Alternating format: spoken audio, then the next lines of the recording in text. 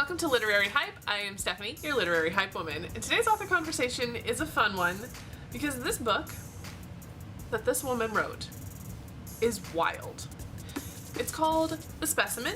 This is by Jaima Fixen, and I don't even have the proper words. Like, I was telling a friend a little bit about the first 50 pages, and he was like, what?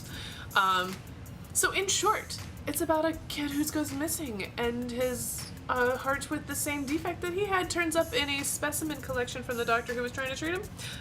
But then so much more happens. So we have a lot to talk about with Jaima. So without any further ado, here's my conversation.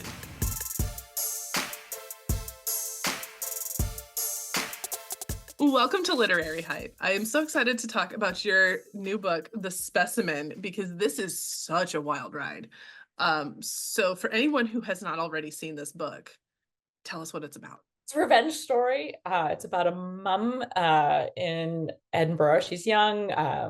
She's on her own. Things aren't easy for her, and the story starts for me when she's viewing an anatomical collection. That was kind of like a cool thing to do back then. Edinburgh was a real leading center for anatomical research, so that's what people would do for excitement. So she's going to see this anatomical collection, and she has this moment seeing a heart on a jar, and she hears this thudding in her ears, and she just knows something isn't right. And she's looking at the label on this heart, and it has a mitral valve defect, which was the diagnosis given to her son shortly before he disappeared over a year before.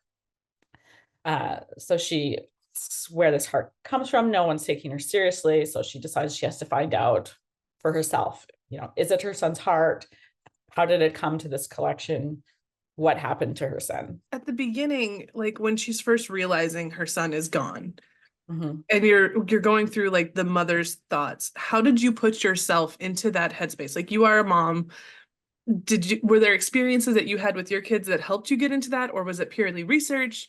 How'd you get in that headspace? I mean, I think most people, you know, if they have children that they care about in their lives, will have that moment where they just turn around and their child isn't where they expect them to see. And I mean, even if it's just a couple seconds, you have that moment of just panic. So definitely pulling on that. But we did have an experience where our youngest was lost for about 3 hours.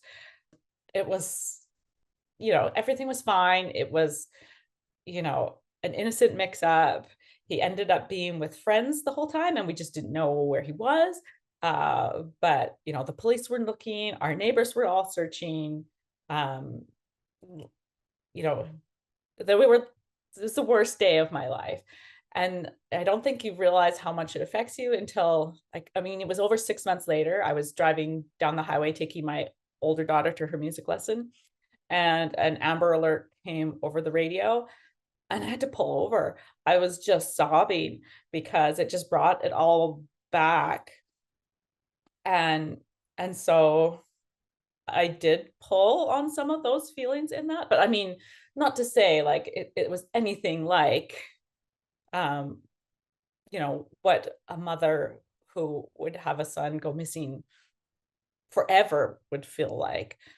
But there is some portability to feelings and experiences, and I just kind of extrapolate from that. It was so well done. So I had to ask, because I was like, there's got to be something in there that either you talked to somebody or you've been through something like that where you have been through those feelings. Yeah, I mean, yes, I am the careless mom who misplaced the child. I wasn't going that far. Because I even got left at a store when I was a kid. Like, it happens. It does happen. I got Especially forgotten where one you time. going? Everyone loaded up in the van, and I got left behind. Especially pre-cell phone age, where you couldn't just be like, "Mom, where are you at?" Yeah. Now it's so much easier to keep track of children. But and I'm obsessive about it. Like, I track my kids on Find My Friends all the time. But one thing with Isabel, while she's going through this, because this is 1800 Scotland, so she can't just call her kid. But there's also this theme that kind of goes through the whole book of she's not being fully believed about what's going on, Hmm. which historically, yeah, just hysterical woman. So kind of talk a little bit about approaching the story through that lens of a female telling this story and like having to really push through to be believed on anything that's going on. A lot of us have experienced that, women in particular, although like certainly not exclusively women, like even in this experience where, you know, I looked for my son, he wasn't where I wanted to be. I like got my husband right away. I was like, Edward isn't in the yard. Like, we need to call the police. And he was like, we don't need to call the police yet. I was like, no, we need to call the police. You know, and we did, because we didn't know where he was for a few hours. And you know, like I did get there first. And so sometimes I wonder, I don't, is there something about motherhood that makes you more like quick to like press the red button? Maybe. But I just think we see it in so many ways. You know, I really thought a lot about that case at the Yale Medical Center about the fertility clinic. So it was this nurse at this fertility clinic that was stealing patients' fentanyl. So they were undergoing this like horrible, painful treatment, you know, and you know they weren't getting any pain relief at all. And so when they would complain to staff, like, you know, like I need this medication isn't working, people just was like, well, no, you've been given whatever fentanyl, but they were just being given saline. And you know, they just didn't believe them. You know, I read a lot about 19th century medicine, and when anesthesia was discovered and women started wanting ether or chloroform to relieve labor pains, there was a lot of resistance to that. You know, people talking about how it was God's will that women should suffer during childbirth, but you know, there wasn't the same level of antagonism towards men who wanted surgery. So when they were, you know, having their legs cut off from an industrial accident or from a war conflict, you know, no one really had ideas about like God or what's right and proper about surgical anesthesia. But you know, if it's women's pain, somehow that doesn't matter, or that matters less. So talk a little bit about your research for this book, because there is a lot of detail, both historically and medically, throughout this book. So what was it like for you to piece all of this history together to write this book? Well, I've kind of lived in this sandbox for a little while because I've written other books that feature 19th century medicine, although from a different point of view. I write with my friend Regina as Audrey Blake, and we have two books, The Girl in His Shadow and The Surgeon's Daughter, about 19th century medicine, or set around 19th century medicine. So, you know, I'm more familiar with that history than like some other things, but I'm probably just more familiar with it because I'm kind of obsessed about it. So when this story idea came to me, there was lots I knew about it already. Like I knew Edinburgh was a center of anatomical study. I knew that there were murders happening there, you know, to provide specimens for study and research. But I did get to delve a lot deeper, finding out, you know, the history of police forces, because this is just when police forces are kind of starting to become a thing. Actually, fire departments too actually were started in Edinburgh by somebody Braidwood, I think, like right in these years, which is kind of crazy to think about. But I did go to Edinburgh, which was incredible. Like it's a gorgeous city and I loved it so much. And this is really creepy, but like most of the anatomical specimens I describe in the books are ones that I saw in Edinburgh. And they're not like contemporary specimens, they're specimens that people were studying in the 1820s when I was writing this book. That's wild that they're still around. Yeah. You can still go see them. It's kind of bananas. I want to know how they figured out how to preserve these things. A lot of alcohol. I mean, you do reference that of like most of the whiskey goes in with a certain body part that I will not talk about because it's a spoiler. And we try not to do spoilers too much. But anyway, so in your author's note, you do talk a little bit about the history that sparked this story. So talk a little bit about the actual case that inspired this. The Birkenhair murders are pretty infamous. They caused a public panic. They've had a real lasting impact on books and fiction as well. So like Dr. Jekyll and Mr. Hyde, the classic is based on the Birkenhair cases. I think there's definitely features of the Telltale Heart that feature the Poe story that are Birkenhair-esque. So there were these two immigrant workers, like they had pretty horrible lives, but they started a new industry for themselves, a very lucrative one, where instead of like they would just kill people, vulnerable people, to sell their bodies to medical or to doctors for these anatomical schools, because the demand for bodies was just so big. Bodies were being shipped from as far away as Bristol, like in the barrel of brandy, coming back to the liquor there. And they were so expensive. So they were getting paid, over £10 for a lot of these bodies that they were selling. They killed, we know of 16 people over a course of 10 months. And it's just pretty terrifying that they were able to do that so quickly and so easily. And the thing that chilled me about the case and made it such an interesting topic to write about was how complicit the doctor involved was, and the medical establishment in closing ranks around him, because Birkenhair were tried. One gave evidence for the crown, so he was promised immunity, but the other one was executed. But the doctor involved was never even called to testify. And this was in spite of one of his assistants recognized one of the bodies that was brought to him. She was a sex worker and he recognized her, but there was no inquiries, no questions asked. One of the victims was an individual with intellectual disabilities, who was a recognizable figure on the Edinburgh streets. And when the doctor got his body, he removed the feet, which were recognizable, and kept the body for 6 months before using it in his lectures, after his disappearance wasn't, a thing. So given those facts, I just can't believe that he was unknowing. And I think that's, to me, he's the real villain of the piece. So a lot of times in crime stories, in mysteries, the who is the mystery. And you're trying to figure out who the who is.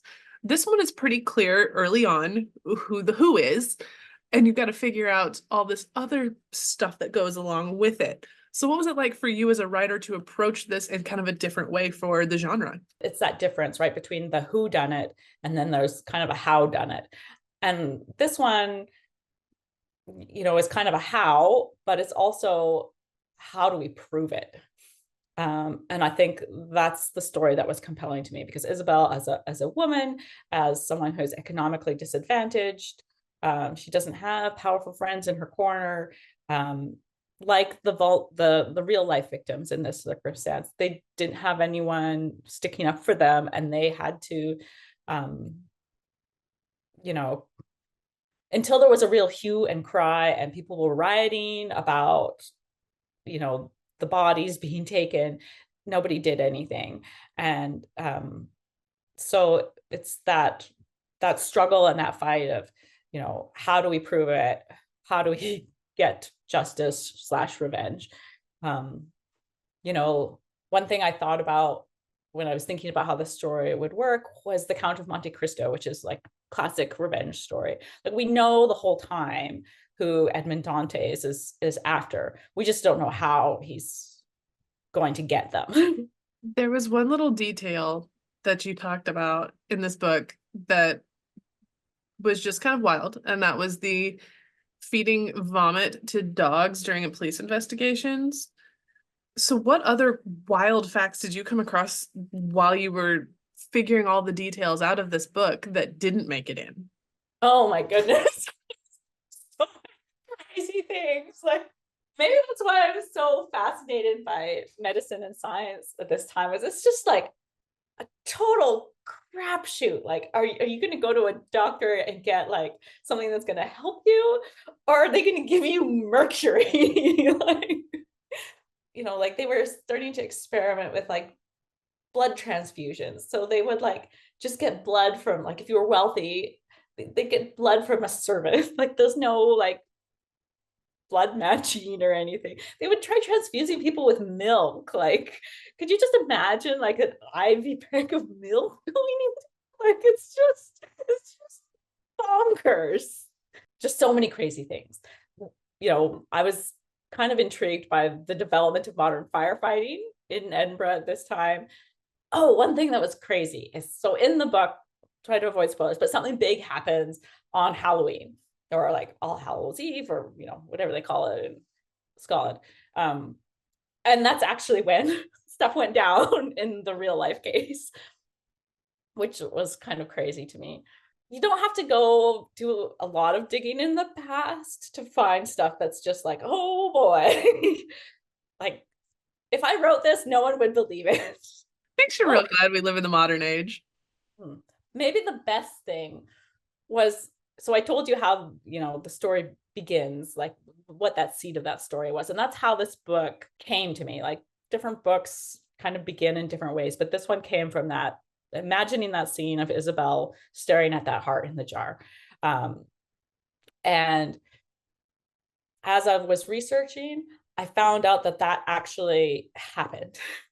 Not like heart in a jar, but there was a case in that period where some surviving family members went to an exhibit and saw a specimen that was clearly a deceased relative. They sued the doctor, saying that they wanted, it was a skull in this case, they wanted the skull back so they could bury it with their relative's body. And they got it back. But then they went and turned around and sold it to another collector. Like, it's just bananas. But I had never even heard of that until well into the book. Like, I already had a first draft and stuff by then, but it was just so cool to be like, oh, this thing that I imagined, it did actually happen in the same place, in the same period. And we've talked a little bit about how this is set in Scotland.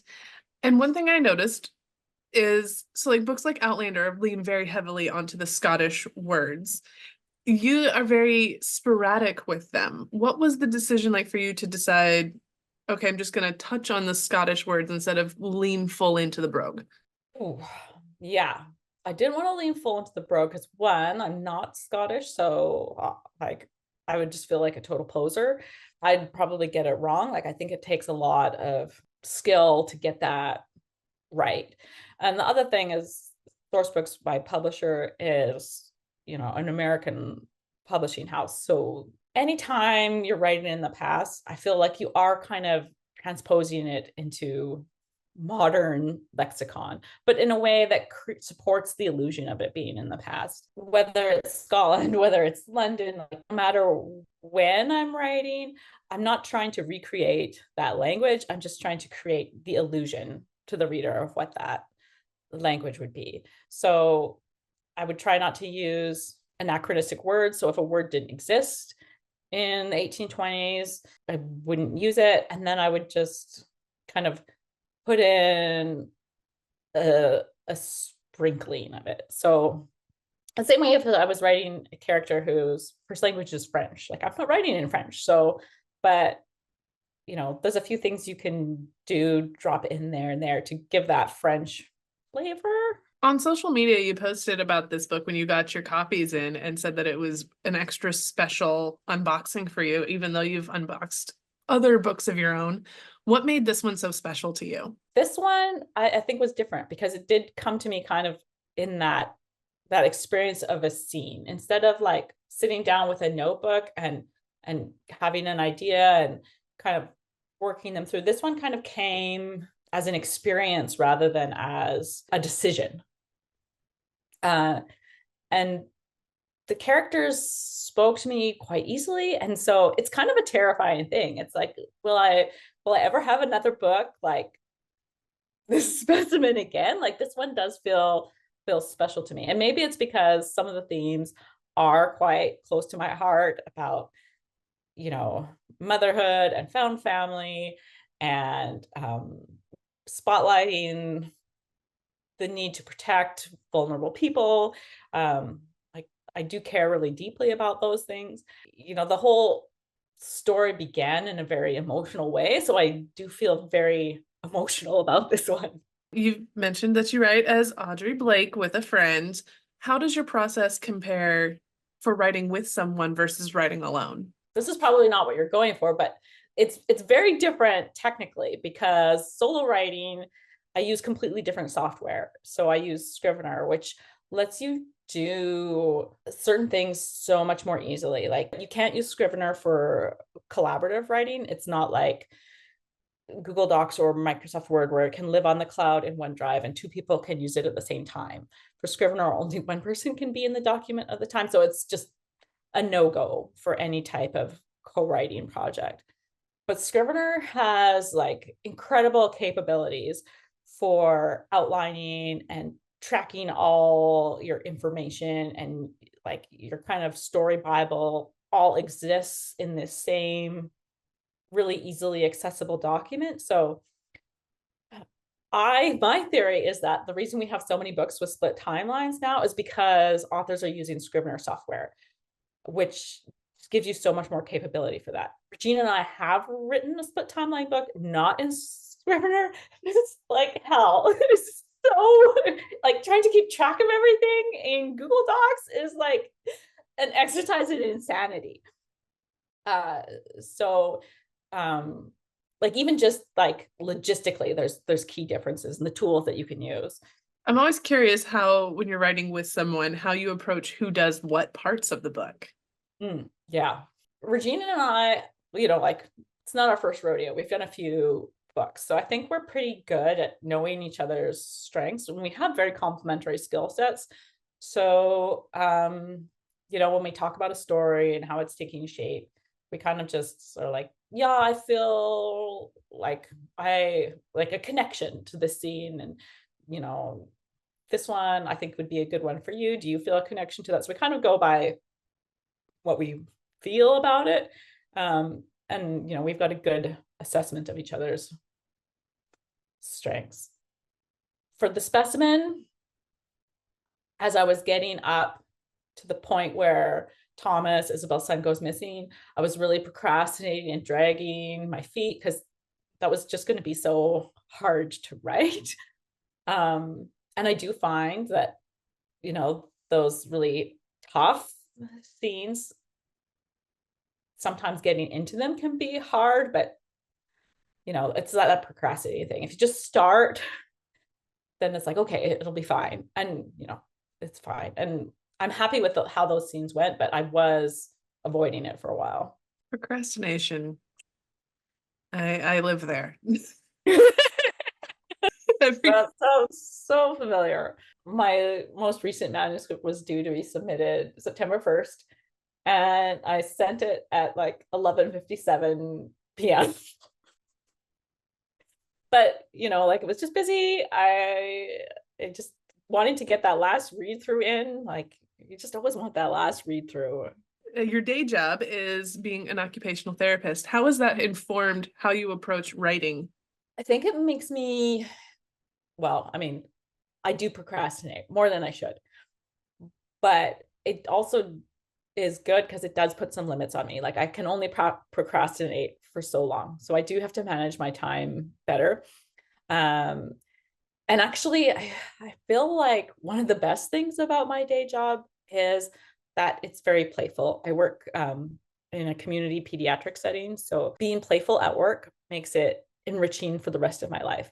And I feel like that helps me be playful as I approach my writing. I feel like really just helps that creative muscle, right? If you're playing, there's no wrong way to play. There's no, you can't fail at play. So, if I write a scene and then I have to scrap the whole thing. But approaching it from that play perspective, that's okay. Like, it's okay to try again. It just feels the stakes are lower. And in stalking your Instagram before this interview to get to know you a little bit, I noticed that you semi-recently went to the Green Gables for where L.M. Montgomery. Yes. As a fellow redhead, do you feel like your personality is just that you read Anne of Green Gables and that became your personality as a child? Yeah, kind of. I read a modern take on Anne of Green Gables, is Anne of Manhattan, and I was like, oh my God, do I have my own personality or is it just Anne? Like I feel the ginger, right? Like yeah, I think it's definitely a thing. Like, we all wear that hat or that shadow. Like, I actually reread Anne of Green Gables this year. It had been a long time since I'd had a reread of that, and I enjoyed it so much. And a lot of books from that period don't age that well, and but this one did, and I just loved it so much. But yeah, especially being a writer, it's like, yeah, I don't know. It feels a little bit uncomfortably close to Anne, and being Canadian. Oops.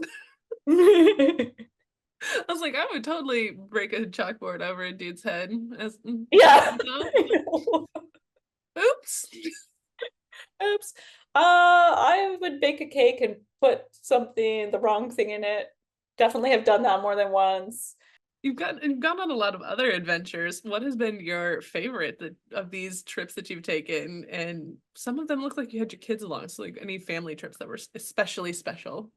Well, Edinburgh was fantastic for this book, and it just enriched the book in so many unpredictable ways. It wasn't just seeing the specimens. It wasn't just, like walking. Okay, how long does it take to run from here to there? And, but like feeling how hilly the city is, but like flying a kite there with my son and my niece, like that made it into the book. And I would have never have thought of that if we hadn't packed a kite along to Edinburgh. So Ireland, I love Ireland. I'll be there at Christmas, researching a project I'm starting right now. I love the mountains. That's probably my favorite place to go, is just, a few hours away.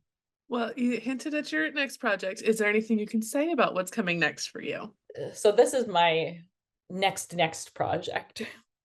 So my next project, the one that I just submitted, is actually set in Canada. I've never gotten to do that before, so I'm quite excited about that. It's a thriller, and it's more of a classic whodunit instead of a howdunit. And it's set actually in Alberta, which is where I live, in the mountains. Kind of the cabin in the woods vibe. No title on that yet. Ireland, again, it's going to be more of a whodunit, and I want to be going back to kind of the Gothic vibes of Specimen. My protagonist will be a nun, and I think I'm going to set it in about the 1930s. And kind of the big thing that I have on my mood board right now is this Caravaggio painting of an angel, and just all that light and dark. Well, the last question we always ask, because this is literary hype, what books are you hyped about right now?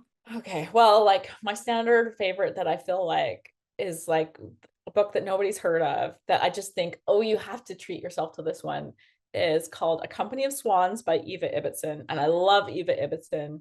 I love fairy tale retellings, so that was awesome. But the books that I've most recently read that I'm hyped about are This Girl's a Killer by Emma C. Wells. It's great. It's dextery. I just finished the advanced copy last week. And super funny. Female serial killer, like just great vibes. And then the Kawagama Food Detectives. It's Japanese, but translated into English. It is just super, super sweet. It's a father and daughter who run this little hole in the wall restaurant in Kyoto, and they have a detective agency, but it's a food detective agency. So all they're looking for is like people come in and they're like, I had this ramen when I was a kid and I would love to have it again, but I don't know the recipe. And so they find the recipe, but it's just like the things they find out about themselves and people. And yeah, it's just really beautiful and sweet. And then I just finished last night, The Day He Never Came Home by Andrew DeYoung. It's a domestic thriller, kind of love those. And this one I loved particularly because he did such a good job of like two partners in a intimate relationship, like how they can have the same experiences but still like have a totally different take on what actually happened. Like I just thought that was so well done. Well, thanks so much for taking time to talk to Literary Hype about your new book, The Specimen. It was a pleasure, Stephanie. Thank you for having me. Thanks again to Jaima for hanging out with me to talk about her book, The Specimen. If you'd like to get a hold of this because it is bonkers and you need to read it, the links to do so are down below in the description, as well as links for her books under Audrey Blake. If you enjoyed this conversation, don't forget to subscribe to the Literary Hype YouTube channel, like this video, and share it with a friend. Thanks so much for watching. I'll see you next time.